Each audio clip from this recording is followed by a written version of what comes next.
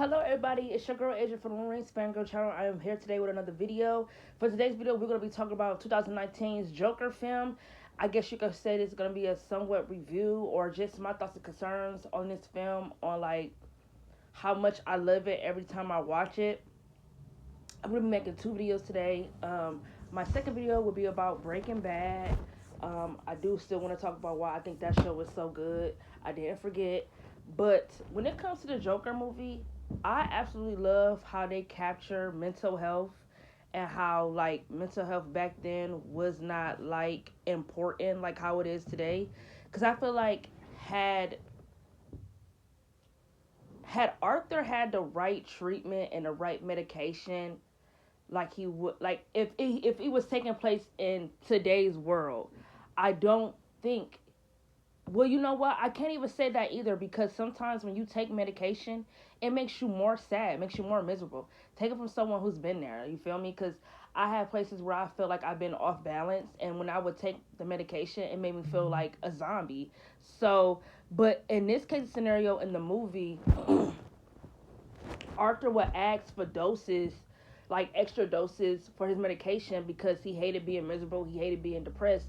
So, like in the scene with the therapy, excuse me, y'all.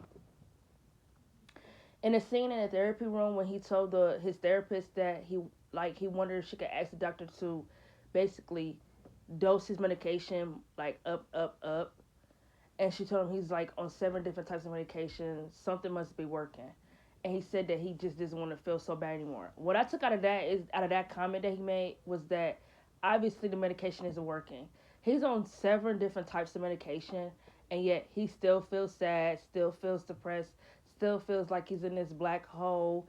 Yet nothing is working. So when he said that he wants more just so he can't feel bad anymore, it made me feel like, okay, he's basically saying that he just needs more medication so he can forget.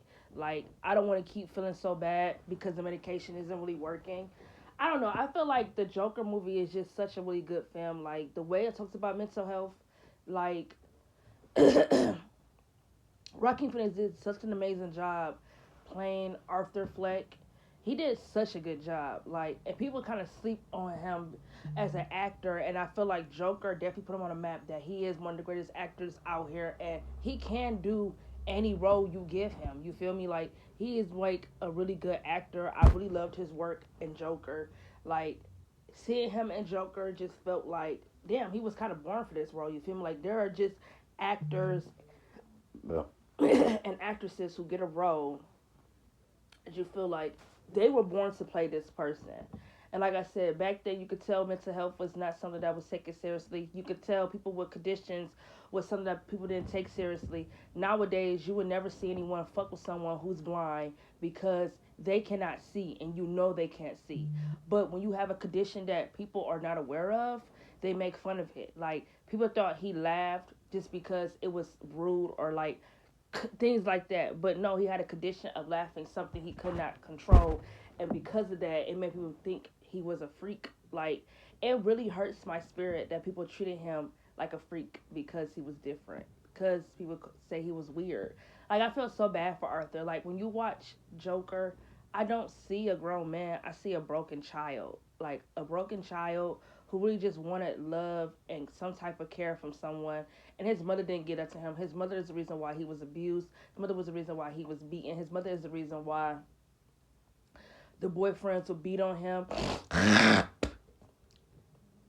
She starved her child.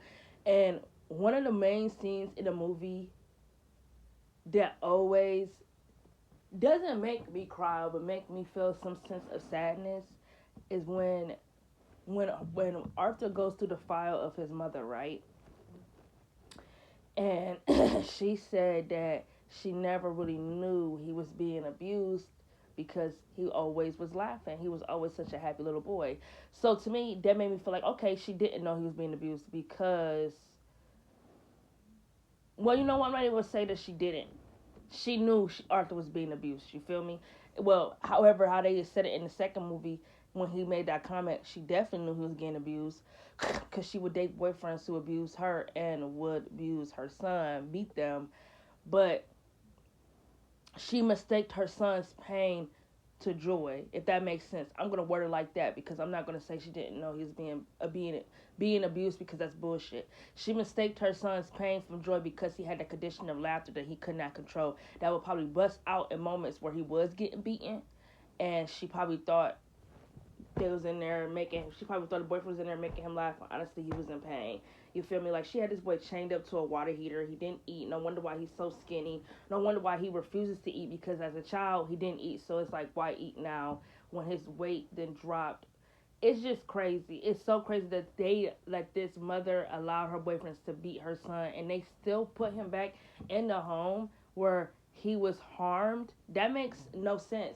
That just shows you back then they did not give a fuck. And even now they show you even now they still don't give a fuck because if y'all know about the one boy Gabriel, that boy went through a lot of shit. Like that little boy who was no longer with us, rest in peace. That boy was his mother and her boyfriend.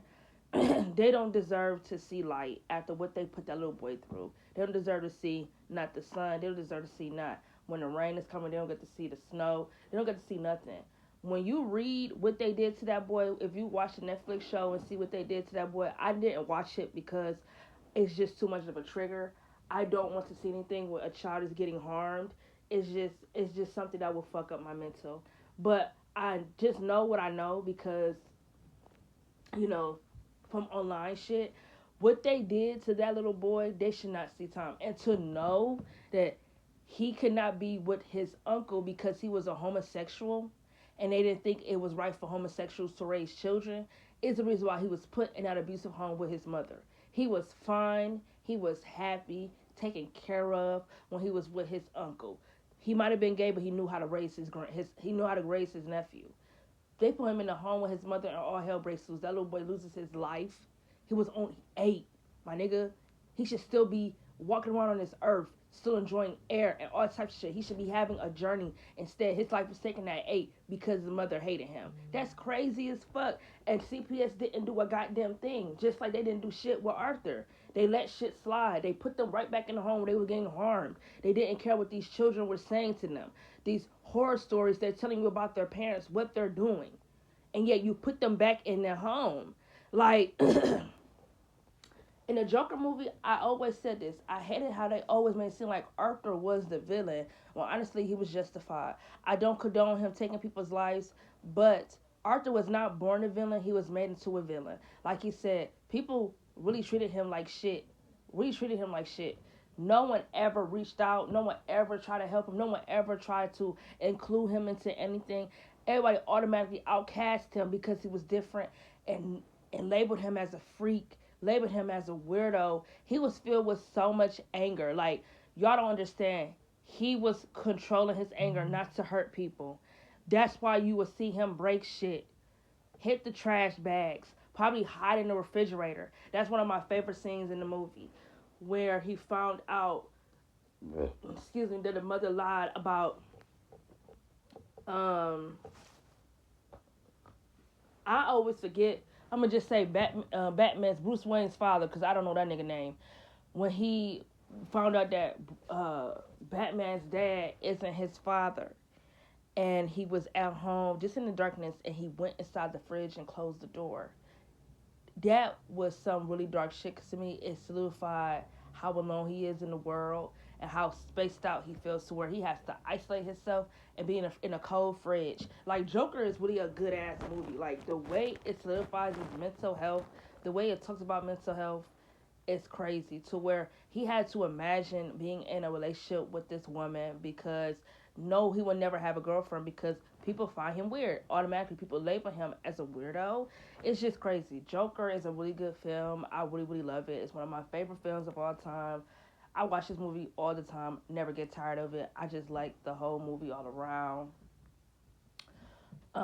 Like I said, I like that this movie talks about mental health in a way that it should be addressed because back then no one gives a fuck about mental health. People take mental health seriously now than they ever did back in the day, and you have people reaching out asking for help, and nobody did a damn thing. And like I said, I hate that people treat him like a villain when honestly he is truly a fucking victim.